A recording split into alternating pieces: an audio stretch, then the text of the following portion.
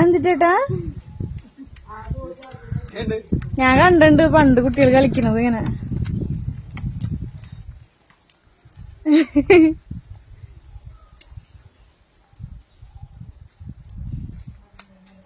കലകി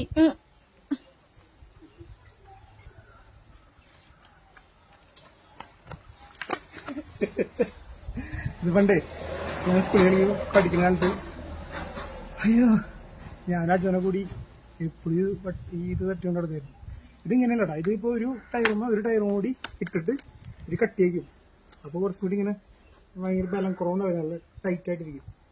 അങ്ങനെ ഫുള്ള് പോണത് ഇങ്ങനെ നടക്കുമ്പോ ഇങ്ങനെ ഒരു തട്ടി ഇങ്ങനെ പോകും.